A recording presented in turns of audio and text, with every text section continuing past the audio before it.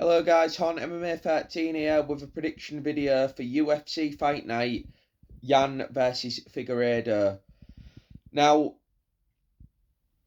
I think this fight night is good, but I do think that the best fights are the three main ones, and I am a bit late. I'm going to do the three main fights, and then I'm going to do the featured fight, the main event, and the co-main. So we're going to start with the featured fight on the card. Zonkanan versus our good friend who everyone loves, Muslim Salikov. Now, I don't think he's a great fighter, Muslim Salikov. I think he's a bit of fucking stinker. I think he just ruins fights. Song Kanan, he tends to be able to either have a really good classic highlight reel kind of moment, or he gets knocked out himself.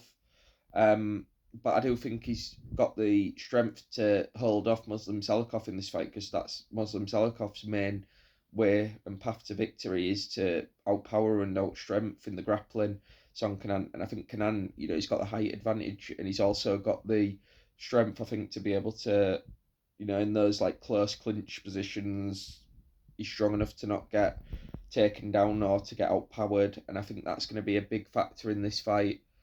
And I do think that Song Kanan can catch Salikov on the feet.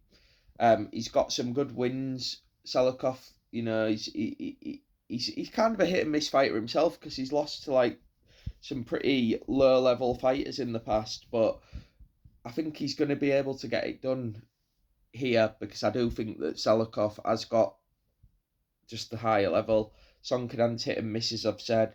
I think he's got, Ian Gary was probably one of his best performances. He could have won that fight, but Ian Gary's shit. So I don't rate that. But yeah, he's going to get, I think he's going to get beat here. I think Song Kanan ain't going to have enough to hold off Salikov.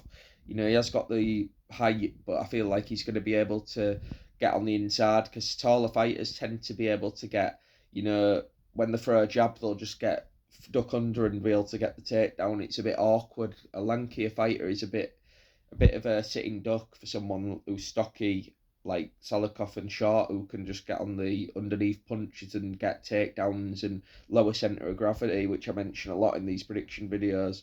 And I think it's going to be a pretty straightforward path to victory for Salikov. I just think he's going to tire, because I do think another thing about Song Kanan we've seen is that he tires very early a lot. He's a bit like the Michel Pereira of welterweight. Michel Pereira, I mean, he's maybe not that bad, but I'd say he's like the Mikel Pereira of welterweight. He's energetic. He's good for the first round or two, and then that's it. He's finished. And yeah, I think in this fight he's just not going to have enough, and he's going to get finished. I think he's going to get rear naked choked. I really do. I can see it. I can picture it. Shorter fighter gets his back. He's going to get him triangled, and then he's just going to sub him. Body triangle, rear naked choke, and I think he's going to be possibly even put him out for good. I don't think Song Kanan's going to fight again after this. He's getting older, and I think he's not going to ever get to the title. And I think this might be the end of the road for him. Moving on to fight number 2 of my prediction video, the co-main event. Zhang Xiaonan versus Tabitha Ricci. Now, Xiaonan, she did look decent against Zhang Weili at UFC 300. She had her in positions on the ground where she was uncomfortable. And I do think this is a big step-up fight for Tabitha Ricci. I'm surprised she's even, fighting Xiaonan this early, because I feel like it's a bit of a massive step up for her at this point. And I think that she's going to have a lot of trouble negating the grappling.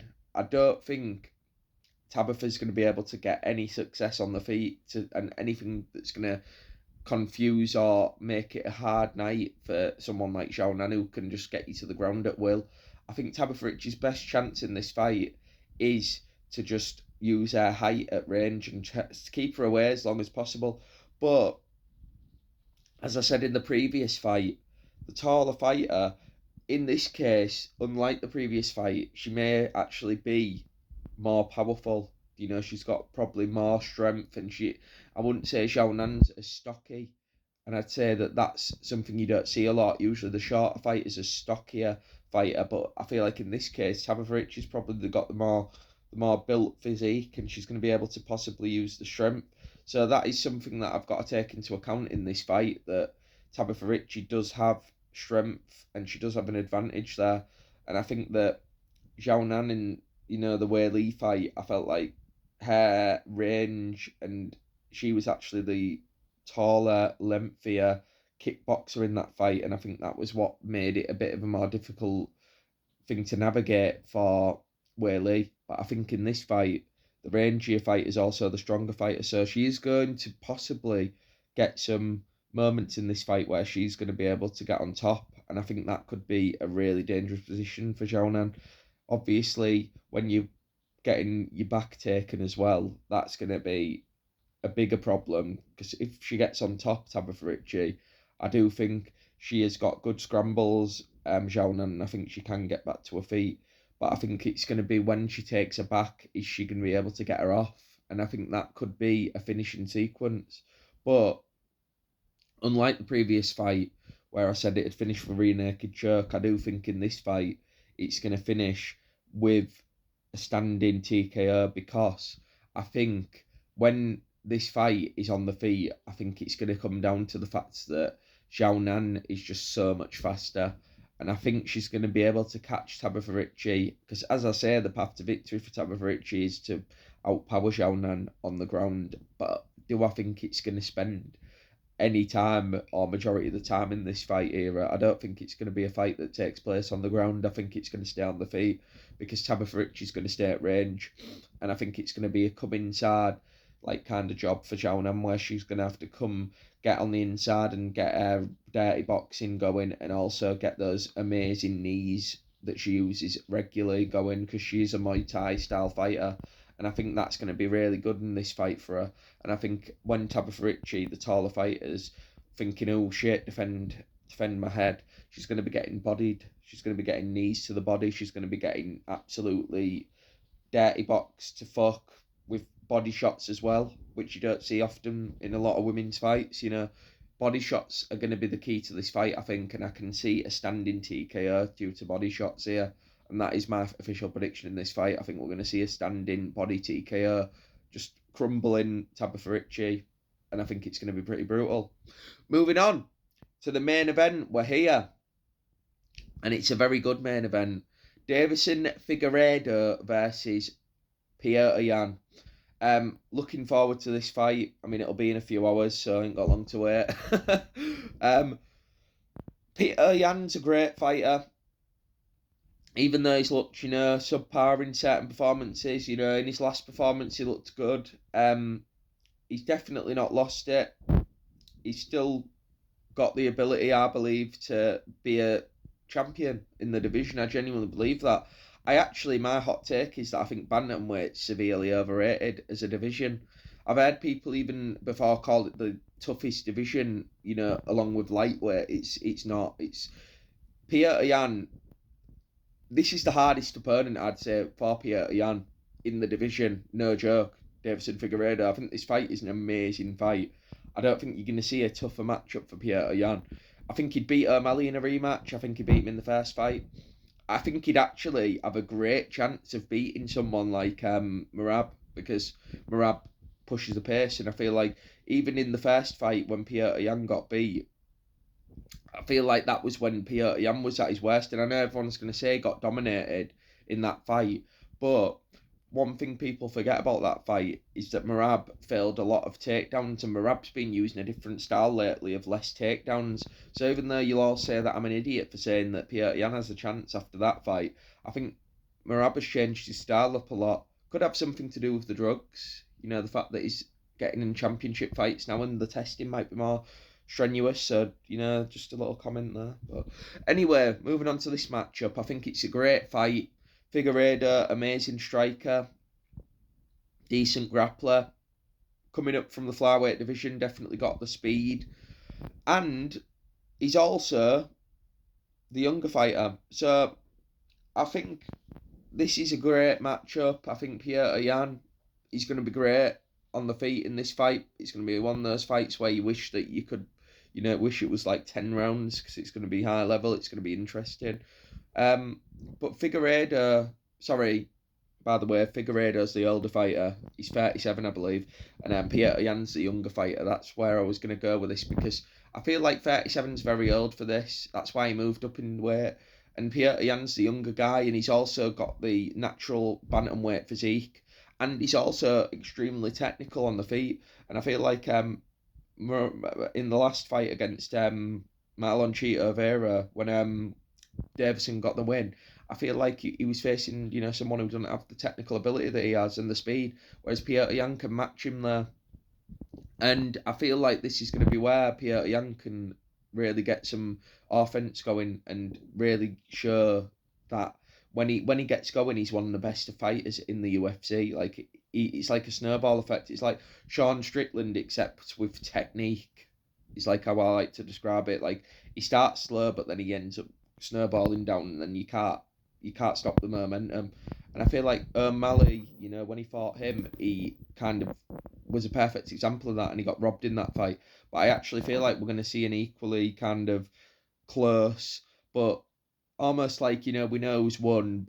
People are like pretty sure of who's won what round. Like I think it's going to be clear. The rounds, like who's won each round, so we'll have a clear winner, but it's going to be a close fight, a close 5-round decision. But I do think Piotr Jan's going to be too technical on the feet. I think Figueiredo in his previous performance didn't look, he didn't look as good, I didn't think, as he has looked at, bantamweight. Even though he got the at flyweight, even though he got the knockdown against Vera, which people say is crazy because the first time Vera's been knocked down. And I watched that fight and find it extremely impressive that he got that knockdown. I believe that was on the Abu Dhabi card. So he's fighting in Abu Dhabi and then he's fighting now in China. That's you got to take your hat off to Figueiredo. He's a road warrior, but I think he's not going to be good enough at this weight division to beat someone like Piotr Jan. I don't think he's going to be able to get the success he had against a scrappy short fighter like Marlon Vera. Marlon Vera, sorry, is quite tall, whereas he's fighting a shorter fighter here in Piotr Jan. And I feel like that's going to really, really confuse someone like Figueiredo, who's used to fighting someone who's, quite fast, quite short, but not really. Fighting someone like Piotr Jan's going to be something new, I feel like, for someone like Davison, because he's always been against, like, quite tall, like, small weight fighters. Like, you think about his opponents in the past, he's fought people like Brandon Moreno, who's quite, lanky frame for the divisions. He's fought people in the past who haven't really had the ability to wrestle as much. Like Piotr Jan is a decent wrestler as well, which people forget, and he used that against O'Malley. Piotr Jan's one of the craziest, like, physique slash way he's built. He's just really, really strangely built for a bantamweight. He's got like really, really stocky, short T-Rex arms, but then he's got this crazy like leg like strength, and he seems to be like almost he seems to be like almost built like a bantamweight Brock Lesnar. And I know that sounds crazy, but he actually is crazily like, look at Piotr Jan's back. His back's crazy. Like, people don't look at him as like this powerhouse. He's probably one of the strongest fighters in this division. And I know people are going to say, oh, but Merab took him down. Merab really did use his pace on Piotr Jan. Piotr Jan was getting up from all of those takedowns, and I'm fucking sick of people going on about that as if Merab was holding Jan down. Jan was getting up. That was the record number of takedowns. I'm sorry I'm getting passionate because I'm pissed off at people that say that Merab was like this fucking G in this fight. He wasn't like a wizard, like takedowns. It wasn't like he was like fucking technical mastery. He was fucking pace as a weapon. But anyway, in this fight, I think Jan's going to actually get the takedowns, and I think he's going to really, really tire and wear on Davison Figueiredo, and he's going to get the decision. I think it's going to be a 25-minute, just fucking back and forth. One round's going to take place on the feet, and then the next round, Jan will get the takedowns, and he'll use his superior grappling and his strength advantage on the ground. But then I think it'll be the next round will take place on the feet, and we'll get a variety of like different things in this fight, and a varied matchup where we're going to be very, very entertained. So that's my prediction, guys, Thanks for watching.